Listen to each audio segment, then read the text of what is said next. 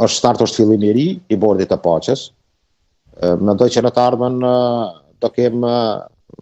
mund të them, një luftë rreth asaj se sa do zgjerohet bordi i paqes, sa do arrit të ketë, se është e hapur bashkangjitja. Me duket që sa Trump ka bërë një deklarim për Kanadën që tërheq ftesën, edhe pse kanë qenë, mund të them, fjalimi i kryeministit kanadez ka qenë goditje,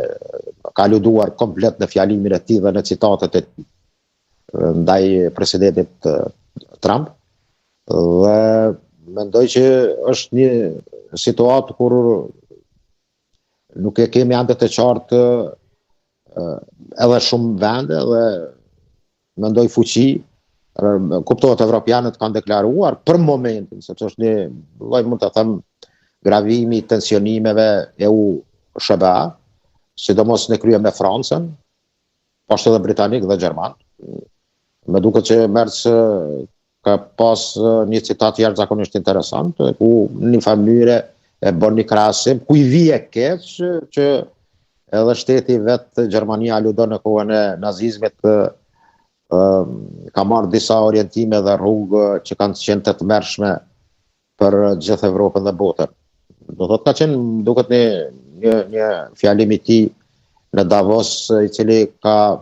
atakuar fuqitë e mëdha, dhe në këtë drejtim mendoj që Kosova mund të, në trupin e tillë, ka dhe shtete të cilat nuk e njohin Kosovën, por janë së bashku në tavolinën, në aktin themelues.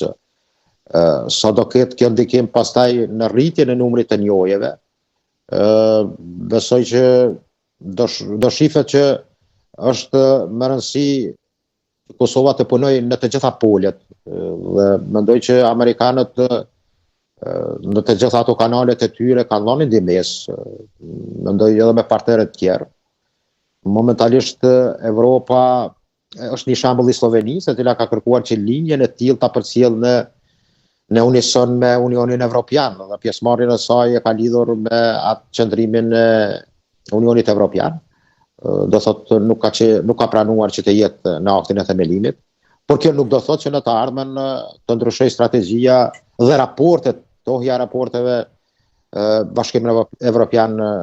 shtetet e bashkuara, dhe mund të kemi që pastaj bllokun e bashkangjitjes së shumë vendeve ose shumicës së vendeve të Evropës. Është e çuditshme një lloj hezitimi i Italisë, mund të them drejtën. Polonia, e cila është një fuqi jashtëzakonisht kredibile në Evropë, nuk ka konfirmim, ka pas ftesë, edhe pse mund të them që opozita jashtëzakonisht e fortë në Poloni ka një orientim pro-amerikan, dhe ka, mund të them, edhe një lloj simboli Trumpin, presidentin amerikan, dhe vijen konservatore të opozitës polake. Por në përgjithësi mendoj që Kosova i hap shtigjet